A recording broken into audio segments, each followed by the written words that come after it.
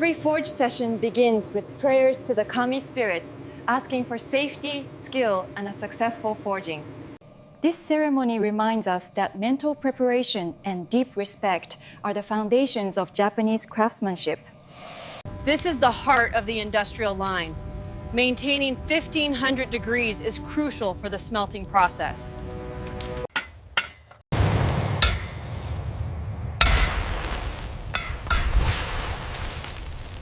System requires 5 to 10 years of training before they are allowed to touch the steel.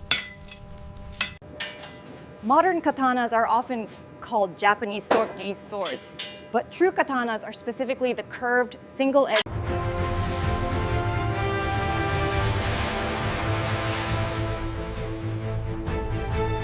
Is unique. The crystalline structure and carbon content varies even within a single piece. The master is selecting steel based on carbon content. He can tell just by looking at the crystal structure.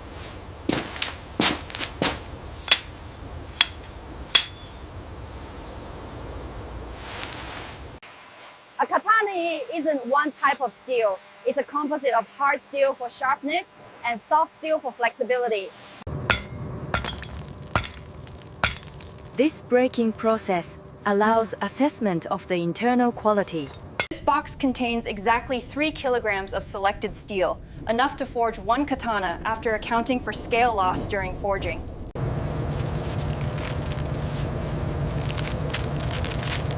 Kami to begin forging. Disrespecting these traditions is believed to result in failed blades. This arrangement optimizes the airflow, and with the bellows, we achieve precise temperature control for the combustion process. This bellows design hasn't changed in 700 years. The rhythm of pumping controls temperature precisely, too fast. There are no thermometers. The master judges temperature by color alone. White heat means 1500 degrees Celsius. 1, 2, 1, 2, 1, 2, explaining the coordination required between master and apprentice. Lines running through the steel. These layers give the finished blade its distinctive jihada grain pattern that looks like wood grain. The apprentice swings this hammer 500 times per fold. That's 7,500. This is the master's precision hammer, while the apprentice uses the heavy sledge. It is the synchronized striking of both that creates the rhythm of traditional forging. This billet contained 32,768 layers and took 3 days to create. Now the real artistry begins. This clay coating will be applied to the spine of the blade height. During quenching, it insulates the spine so only the edge hardens. As you can see, the Hammond clearly separates the hard martensite edge from the softer pearlite core. This is where the phase transformation occurs.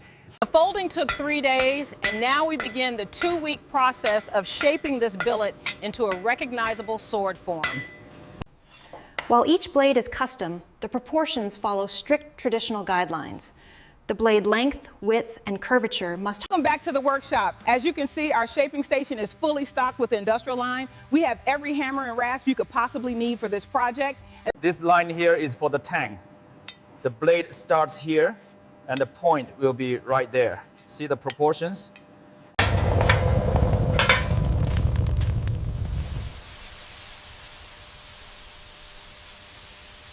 Today we transform the folded billet into the iconic katana-shaped srefs. This is where the smith's artistic vision meets metallurgical science. Before shaping begins, the steel must be perfect. A single crack will propagate during shaping and ruin months of work. Shaping temperature is lower than welding temperature. Too hot and the smith loses control, the steel becomes too soft.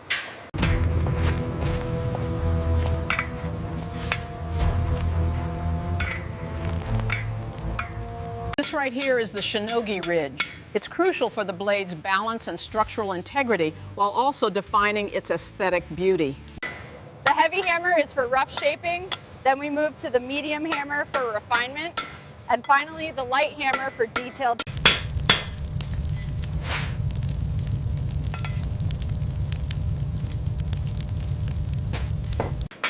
The blade will be heated and shaped approximately 50 times during this phase, and each heating allows only 30 seconds of work. We thin the ha to 5 millimeters, while the mune remains thick at 8 millimeters.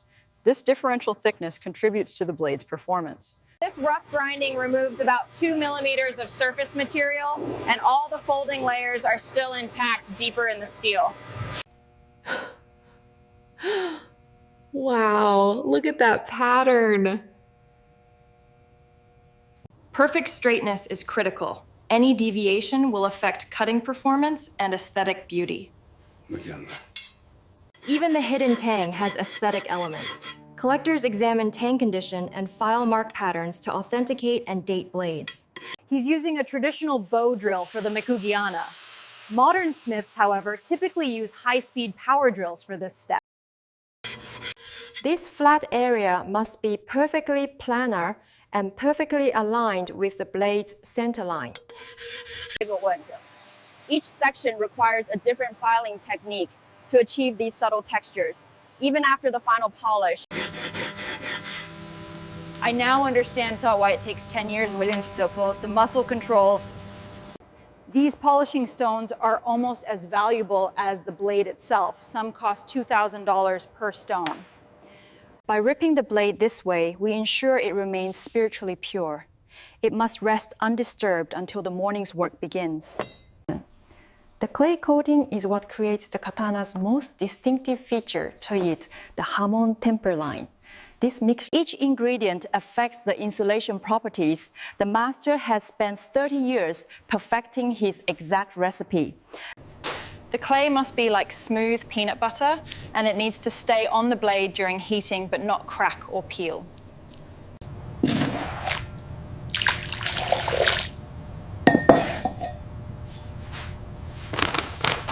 Remember, it has to be perfect. The clay won't adhere otherwise. It's looking good, almost there.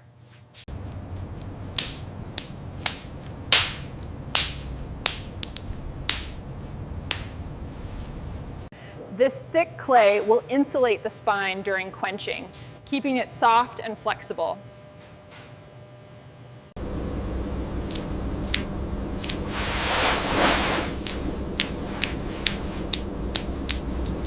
Apply the clay evenly, thicker near the edge for the hamon. Like this, sensei? Yes, now use the brush to refine the pattern. What looks simple when the master does it is incredibly difficult pressure. It must dry for exactly 8 hours before quenching. Too wet and it will bubble and pop off. Too dry and it may crack. Careful with that charcoal, center it more. We need that temperature steady for the quench. That's it, perfect color. Water temperature affects quenching speed. Too cold and the blade may crack from thermal shock. Too warm and it won't harden properly. This blade cracked during quenching 10 years ago, representing 3 months of wasted work. The master keeps it as a reminder of humility.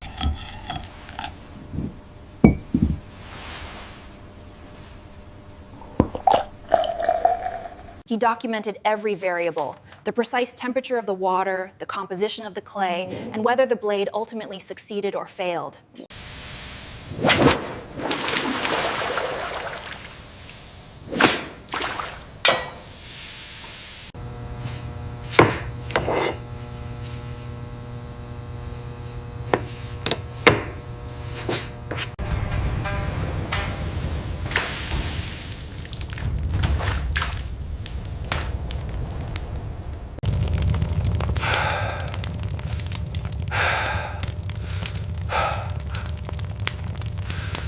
安心ください。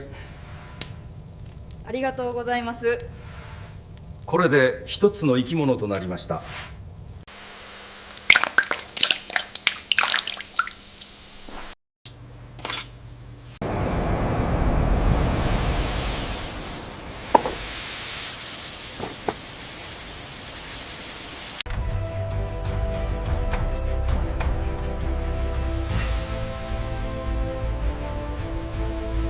Polishing takes longer than forging, up to 120 hours of handwork using natural Japanese stones to reveal the blade's true beauty.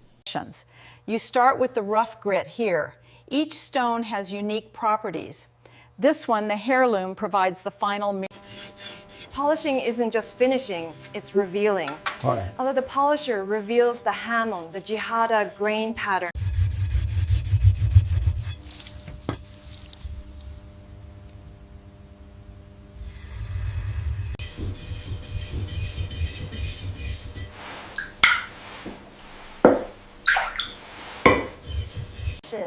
The distinctive wood grain pattern, or jihada, is the result of 32,000 layers.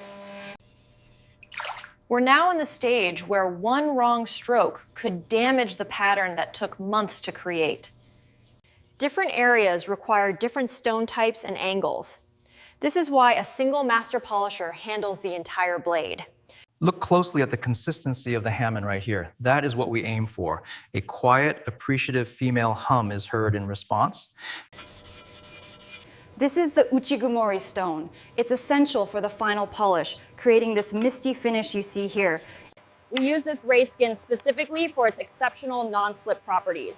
The texture creates a grip that holds firm under any condition.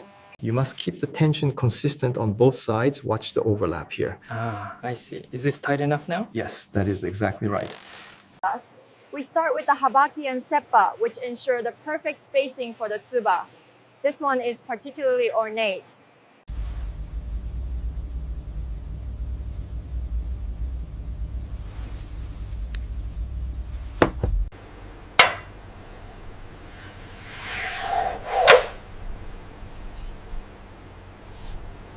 It's beautiful.